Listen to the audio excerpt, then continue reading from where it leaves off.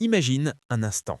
Un territoire plus petit que la Gironde, sans forêt immense ni industrie géante, mais capable d'influencer les décisions économiques du pays de Molière. Absurde? Pas vraiment, parce que ce pays existe, et il s'appelle le Qatar. En quelques décennies, il est passé du sable au sommet, du désert à la diplomatie, transformant son pétrole en pouvoir et son gaz en or. Pendant que la plupart des nations dépensent leurs richesses, le Qatar, lui, les multiplie. Et le plus fascinant, c'est que la France, sans s'en rendre compte, est devenue l'un des piliers de sa stratégie. Derrière les hôtels 5 étoiles, les clubs de foot et les immeubles haussmanniens se cache une mécanique redoutable, celle d'un pays qui fait travailler son argent pendant que le reste du monde dort. Un système bâti sur la vision, la patience et une maîtrise parfaite du timing financier. Là où beaucoup voient du luxe, le Qatar voit de la rentabilité. Là où certains voient des symboles, il voit des actifs. Il n'investit pas pour briller, mais pour durer. Et si, au fond, tout cela révélait une vérité dérangeante, que ceux qui contrôlent les flux d'argent finissent par contrôler les nations elles-mêmes. Mais attention, ce n'est pas une simple histoire de milliards, c'est une leçon sur la façon dont la stratégie peut transformer la dépendance en domination. Ce pays a compris avant tout le monde que la vraie liberté n'est pas politique, mais financière. Chaque immeuble acheté, chaque part dans une entreprise, chaque partenariat signé renforce une idée. La souveraineté se construit avec des investissements, pas avec des discours. Et pendant que la France se débat avec ses dettes, le Qatar bâtit un empire. Alors, comment un pays si petit a-t-il réussi à s'imposer comme un géant dans l'économie française? Quels secrets, quelles alliances, quelles décisions lui ont permis de contrôler l'argent d'une nation entière? Ce que vous allez découvrir ici pourrait bien changer votre façon de voir la richesse, le pouvoir et surtout votre propre rapport à l'argent. La naissance d'un empire financier inattendu. Il y a des histoires qui commencent discrètement, presque en coulisses, et finissent par redéfinir tout un paysage économique. Celle du Qatar en France en fait partie. Imaginez un minuscule pays, niché dans le golfe Persique, assis sur un trésor d'or noir, qui décide un jour que son avenir ne se jouera pas uniquement dans le désert, mais aussi au cœur de Paris. C'est là que commence un investissement aussi ambitieux que calculé. Transformer la richesse issue du pétrole et du gaz en un véritable patrimoine mondial. Et la France? Un terrain idéal. Stabilité politique, attrait du luxe, influence culturelle, bref, le rêve pour un investisseur qui cherche à conjuguer rentabilité et prestige. Ce qui semblait au départ un simple partenariat énergétique allait devenir une stratégie d'expansion digne des plus grands holdings internationaux. Mais avant les hôtels de la place Vendôme et les parts dans LVMH, il y avait surtout un accord historique. Dans les années 70, Total, encore appelé CFP, s'implante au Qatar et forme les ingénieurs du pays. Cette alliance va poser les bases d'une amitié économique qui ne cessera de grandir. Les Qataris apprennent vite. Pendant que le monde se bat pour le pétrole, eux déjà développent leur avenir dans le gaz naturel. Et quand les prix flambent, le pays explose littéralement de richesse. Le PIB se multiplie par 10 et avec lui naît une vision. Ne plus dépendre d'une seule ressource, mais faire travailler son argent même pendant qu'il dorme. C'est là que naît la Qatar Investment Authority, une holding souveraine qui gère des centaines de milliards. Et c'est cette même structure qui signera l'entrée du Qatar dans le jeu français. Ce qui fascine, c'est la finesse de la stratégie. Le Qatar n'a cherché à racheter n'importe quoi, il a visé ce qui incarne la réussite française. Des hôtels particuliers, des entreprises emblématiques, des marques de luxe intemporelles. En quelques années, la capitale devient un échiquier où chaque mouvement renforce son influence. Un palace ici, une part dans une start-up prometteuse là, une collaboration avec des géants comme Total ou Vinci, rien n'est laissé au hasard. Derrière chaque investissement, il y a une logique. Créer des flux de revenus durables, diversifier le patrimoine et surtout s'imposer comme un acteur incontournable dans l'économie européenne. Et si cette ambition du Qatar révélait quelque chose de plus profond sur notre rapport à l'argent? Peut-être que la véritable richesse ne réside pas dans ce qu'on possède, mais dans ce qu'on fait fructifier avec intelligence. Les Qataris ont compris que l'argent est un outil, pas une fin. Ils ne courent pas après les gains rapides. Ils bâtissent, pierre après pierre, un empire qui traverse les crises. Et c'est exactement cette mentalité que chacun peut adopter, à son échelle. Commencer petit, investir régulièrement, penser long terme. Parce qu'au fond, la liberté financière commence là, quand ton argent commence enfin à travailler pour toi. Si vous êtes prêt à prendre le contrôle de vos finances et à construire un avenir sûr, vous êtes au bon endroit. Ici, nous transformons la complexité de l'argent en étapes simples et pratiques pour que vous atteigniez vos objectifs sans complications. Si cette vidéo vous a aidé, laissez un j'aime, cela permettra à d'autres personnes de découvrir ce contenu. Partagez en commentaire. Quelle a été votre plus grande révélation financière aujourd'hui? Votre expérience peut inspirer et aider d'autres membres de notre communauté à progresser. Et n'oubliez pas, abonnez-vous à la chaîne et activez la cloche pour continuer à recevoir nos guides pratiques et avancer dans votre parcours vers la liberté financière. Ensemble, construisons un avenir solide et sans inquiétude. Quand un deal politique devient une leçon financière. Il y a des moments dans l'histoire où la politique et la finance s'entremêlent si étroitement qu'on ne sait plus où commence la stratégie et où finit la chance. 2007 en est un parfait exemple. Nicolas Sarkozy, fraîchement élu, veut briller sur la scène internationale. À Tripoli, 5 infirmières bulgares sont emprisonnées depuis 8 ans, accusées d'avoir contaminé des enfants avec le VIH. L'Europe hésite, les négociations s'enlisent, et c'est là que le Qatar entre en scène. En pleine nuit, 462 millions d'euros sont transférés. Quelques heures plus tard, les infirmières sont libres. Et en échange, un cadeau fiscal inespéré. Ce jour-là, la France devient pour l'Émirat un terrain de jeu économique sans équivalent. Les accords signés permettent au Qatar de profiter d'exonérations spectaculaires. Pas d'impôt sur les dividendes, sur la fortune immobilière ou sur les plus-values. Du jamais vu.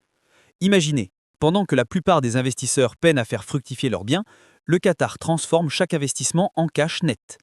C'est un peu comme si le Monopoly parisien s'était mis à jouer en sa faveur. Et forcément, la holding Qatar Investment Authority s'engouffre dans la brèche. Elle rachète des immeubles haussmanniens, des hôtels particuliers, des domaines entiers. Avenue Foch, Champs-Élysées, Place Vendôme, le patrimoine français devient un terrain stratégique.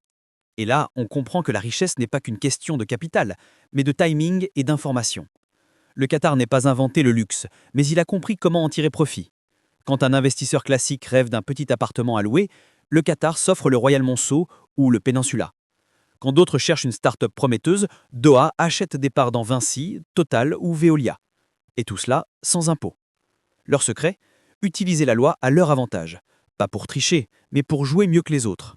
Une leçon redoutable, dans le monde de la finance, la connaissance vaut souvent plus que le capital.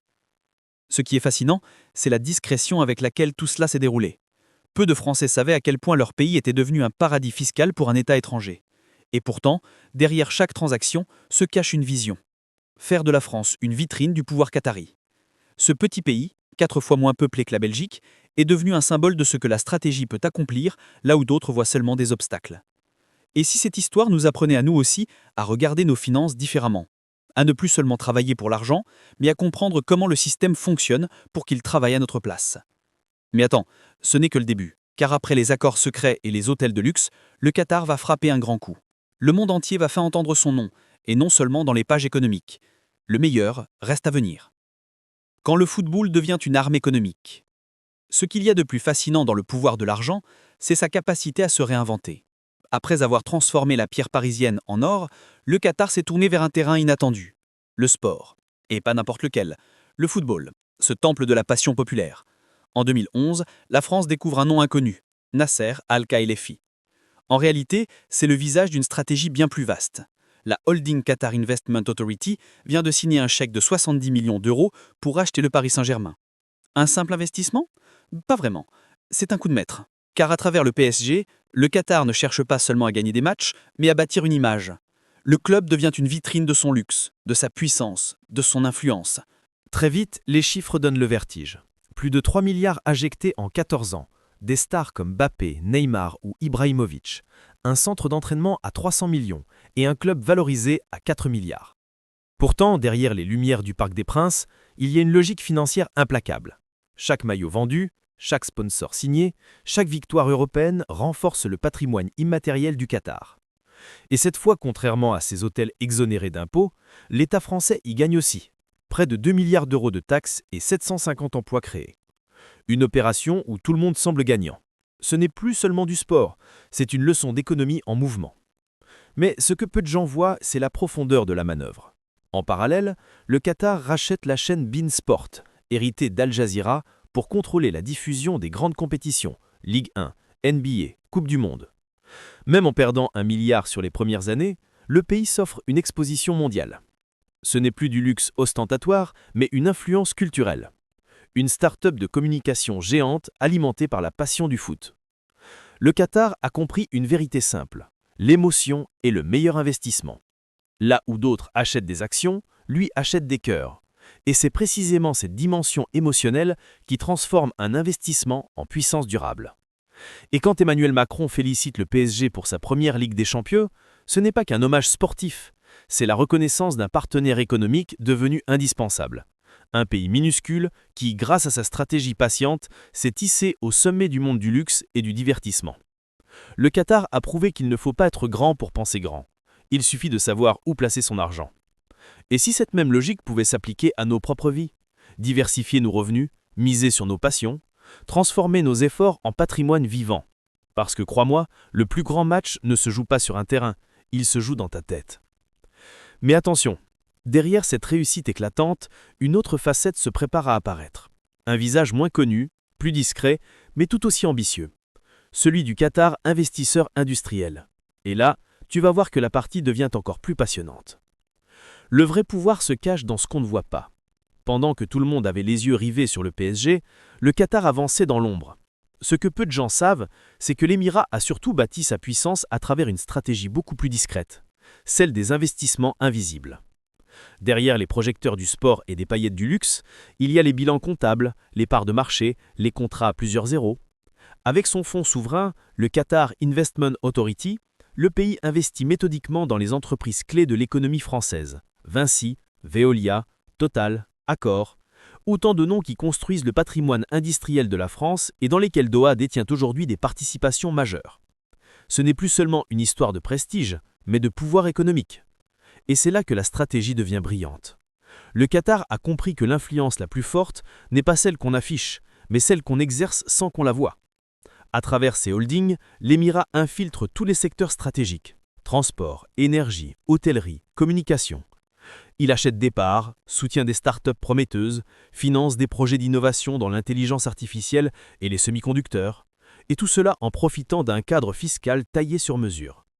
Pendant que les investisseurs français s'épuisent à contourner la bureaucratie, le Qatar multiplie les investissements à rendement garanti. Il transforme la France en une extension de son propre portefeuille. Une leçon silencieuse mais redoutable. Parfois, la discrétion est la meilleure des armes. Ce qui impressionne, c'est la cohérence de tout cela. Rien n'est fait au hasard. Les Qataris diversifient le revenu, équilibrent leurs risques, réinvestissent leurs gains. Une approche de long terme que beaucoup d'épargnants pourraient imiter. Au lieu de chercher le coup de chance, ils bâtissent une machine à cash. Exactement ce que tout investisseur intelligent devrait viser. Un patrimoine qui se renforce même pendant son sommeil. Et ce n'est pas réservé aux milliardaires. En France, des plateformes comme Fundora rendent aujourd'hui accessible ce type d'investissement à partir de 100 €. La différence, c'est que là où le Qatar investit des milliards, toi tu peux commencer avec 100 €. Mais la logique est la même. Patience, stratégie et réinvestissement. Le plus fou, c'est que cette stratégie paye. En 2019, déjà plus de 25 milliards d'euros avaient été investis en France. En 2025, ce chiffre frôle les 35 milliards, avec une croissance de 7% par an. Chaque euro planté porte des fruits. Et si on y regarde bien, le Qatar ne fait que suivre les règles du jeu, mais à sa manière. Il investit là où les autres consomment, il accumule du patrimoine pendant que d'autres accumulent des dettes. Et cette différence d'état d'esprit change tout. Peut-être que la vraie leçon, c'est ça. La liberté financière n'est pas une question de montant, mais de vision. Parce qu'à long terme, celui qui comprend la valeur du temps gagne toujours sur celui qui ne voit que la valeur de l'argent. Mais attention, derrière cette réussite éclatante, une autre facette se prépare à apparaître. Un visage moins connu, plus discret, mais tout aussi ambitieux. Celui du Qatar investisseur industriel. Et là, tu vas voir que la partie devient encore plus passionnante. Le vrai pouvoir se cache dans ce qu'on ne voit pas. Pendant que tout le monde avait les yeux rivés sur le PSG, le Qatar avançait dans l'ombre. Ce que peu de gens savent, c'est que l'Émirat a surtout bâti sa puissance à travers une stratégie beaucoup plus discrète, celle des investissements invisibles. Derrière les projecteurs du sport et des paillettes du luxe, il y a les bilans comptables, les parts de marché, les contrats à plusieurs zéros. Avec son fonds souverain, le Qatar Investment Authority, le pays investit méthodiquement dans les entreprises clés de l'économie française. Vinci, Veolia, Total, Accor, autant de noms qui construisent le patrimoine industriel de la France et dans lesquels Doha détient aujourd'hui des participations majeures. Ce n'est plus seulement une histoire de prestige, mais de pouvoir économique. Et c'est là que la stratégie devient brillante. Le Qatar a compris que l'influence la plus forte n'est pas celle qu'on affiche, mais celle qu'on exerce sans qu'on la voie. À travers ses holdings, l'Émirat infiltre tous les secteurs stratégiques: transport, énergie, hôtellerie, communication. Il achète des parts, soutient des startups prometteuses, finance des projets d'innovation dans l'intelligence artificielle et les semi-conducteurs. Et tout cela en profitant d'un cadre fiscal taillé sur mesure. Pendant que les investisseurs français s'épuisent à contourner la bureaucratie, le Qatar multiplie les investissements à rendement garanti. Il transforme la France en une extension de son propre portefeuille. Une leçon silencieuse, mais redoutable. Parfois, la discrétion est la meilleure des armes. Ce qui impressionne, c'est la cohérence de tout cela. Rien n'est fait au hasard. Les Qataris diversifient leurs revenus, équilibrent leurs risques, réinvestissent leurs gains. Une approche de long terme que beaucoup d'épargnants pourraient imiter. Au lieu de chercher le coup de chance, ils bâtissent une machine à cash. Exactement ce que tout investisseur intelligent devrait viser. Un patrimoine qui se renforce même pendant son sommeil. Et ce n'est pas réservé aux milliardaires. En France, des plateformes comme Fundora rendent aujourd'hui accessible ce type d'investissement à partir de 100 €. La différence, c'est que là où le Qatar investit des milliards, toi tu peux commencer avec 100 €. Mais la logique est la même. Patience, stratégie et réinvestissement. Le plus fou, c'est que cette stratégie paye. En 2019, déjà plus de 25 milliards d'euros avaient été investis en France. En 2025, ce chiffre frôle les 35 milliards, avec une croissance de 7% par an. Chaque euro planté porte des fruits. Et si on y regarde bien, le Qatar ne fait que suivre les règles du jeu, mais à sa manière. Il investit là où les autres consomment. Il accumule du patrimoine pendant que d'autres accumulent des dettes. Et cette différence d'état d'esprit change tout. Peut-être que la vraie leçon, c'est ça. La liberté financière n'est pas une question de montant, mais de vision. Parce qu'à long terme, celui qui comprend la valeur du temps gagne toujours sur celui qui ne voit que la valeur de l'argent. Mais attention, derrière cette réussite éclatante, une autre facette se prépare à apparaître. Un visage moins connu, plus discret, mais tout aussi ambitieux. Celui du Qatar investisseur industriel. Et là, tu vas voir que la partie devient encore plus passionnante. Le vrai pouvoir se cache dans ce qu'on ne voit pas. Pendant que tout le monde avait les yeux rivés sur le PSG, le Qatar avançait dans l'ombre. Ce que peu de gens savent, c'est que l'Émirat a surtout bâti sa puissance à travers une stratégie beaucoup plus discrète, celle des investissements invisibles. Derrière les projecteurs du sport et des paillettes du luxe, il y a les bilans comptables, les parts de marché, les contrats à plusieurs zéros. Avec son fonds souverain, le Qatar Investment Authority, le pays investit méthodiquement dans les entreprises clés de l'économie française. Vinci, Veolia, Total, Accor, autant de noms qui construisent le patrimoine industriel de la France et dans lesquels Doha détient aujourd'hui des participations majeures. Ce n'est plus seulement une histoire de prestige, mais de pouvoir économique. Et c'est là que la stratégie devient brillante. Le Qatar a compris que l'influence la plus forte n'est pas celle qu'on affiche, mais celle qu'on exerce sans qu'on la voie. À travers ses holdings, l'Émirat infiltre tous les secteurs stratégiques: transport, énergie, hôtellerie, communication. Il achète des parts, soutient des startups prometteuses, finance des projets d'innovation dans l'intelligence artificielle et les semi-conducteurs. Et tout cela en profitant d'un cadre fiscal taillé sur mesure. Pendant que les investisseurs français s'épuisent à contourner la bureaucratie, le Qatar multiplie les investissements à rendement garanti. Il transforme la France en une extension de son propre portefeuille. Une leçon silencieuse, mais redoutable. Parfois, la discrétion est la meilleure des armes. Ce qui impressionne, c'est la cohérence de tout cela. Rien n'est fait au hasard. Les Qataris diversifient leurs revenus, équilibrent leurs risques, réinvestissent leurs gains. Une approche de long terme que beaucoup d'épargnants pourraient imiter. Au lieu de chercher le coup de chance, ils bâtissent une machine à cash. Exactement ce que tout investisseur intelligent devrait viser. Un patrimoine qui se renforce même pendant son sommeil. Et ce n'est pas réservé aux milliardaires. En France, des plateformes comme Fundora rendent aujourd'hui accessible ce type d'investissement à partir de 100 €. La différence, c'est que là où le Qatar investit des milliards, toi tu peux commencer avec 100 €. Mais la logique est la même. Patience, stratégie et réinvestissement. Le plus fou, c'est que cette stratégie paye. En 2019, déjà plus de 25 milliards d'euros avaient été investis en France. En 2025, ce chiffre frôle les 35 milliards, avec une croissance de 7% par an. Chaque euro planté porte des fruits. Et si on y regarde bien, le Qatar ne fait que suivre les règles du jeu, mais à sa manière. Il investit là où les autres consomment. Il accumule du patrimoine pendant que d'autres accumulent des dettes. Et cette différence d'état d'esprit change tout. Peut-être que la vraie leçon, c'est ça.